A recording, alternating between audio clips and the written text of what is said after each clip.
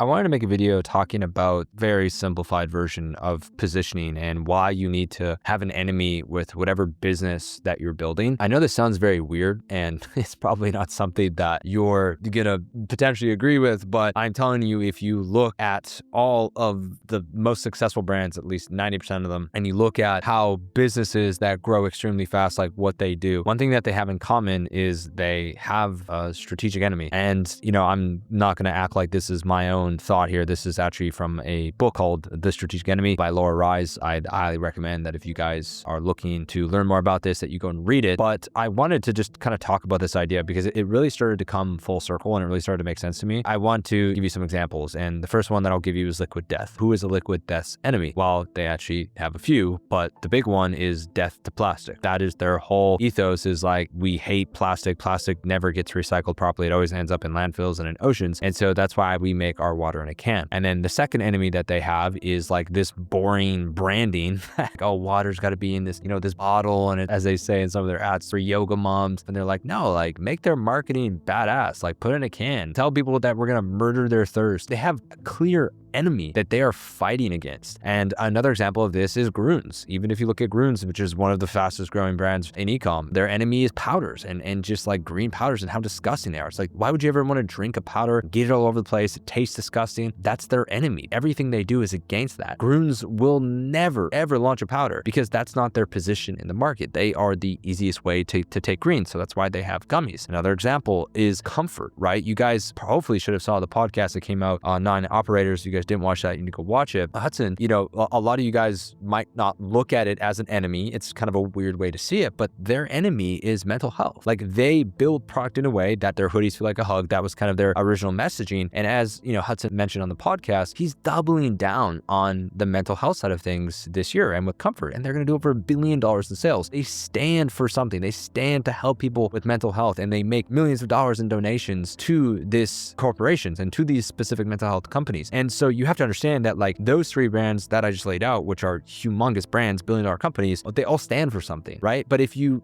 go and look at just almost any other successful brand, they all stand for something. They all have some kind of enemy that they're fighting against. At least if you look at the new brands that are up and coming in the 2000s and beyond. Even if you look at IM8, like, their enemy was that fact that, hey, AG1 and some of these other companies don't actually have the ingredients in it that they say they do, or don't have the functional ingredients that are actually needed. And that's why they spent years developing their product. Like, if you look at all of these different brands, there is a clear enemy that they are fighting against, right? And so this is something where I think a lot of you guys are struggling with your brand. And don't get me wrong, like, brand is still something that I am learning. And as a marketer, I'm piecing more and more and more together. But this one really hit home to me, where it's like, you have to stand for something. And at the end of the day, guess what? Like, liquid death is not going to be for everybody, but they're still $1 billion company. And that just kind of emphasizes the importance of, like, actually just having something, right? Another example that I can give you that I just remember was actually one that I was going to give you is Black Rifle Coffee, right? Like, these guys are also $1 billion coffee company. What do they stand for? They stand for military members. It's coffee for veterans, right? And their enemy is essentially like dealing with a lot of the PTSD and all of the things that come from being a veteran, and just like all of the things that you have to endure. Like, they stand for those people. They resonate with a specific identity. Is someone who's not a veteran going to buy that coffee? Probably not, right?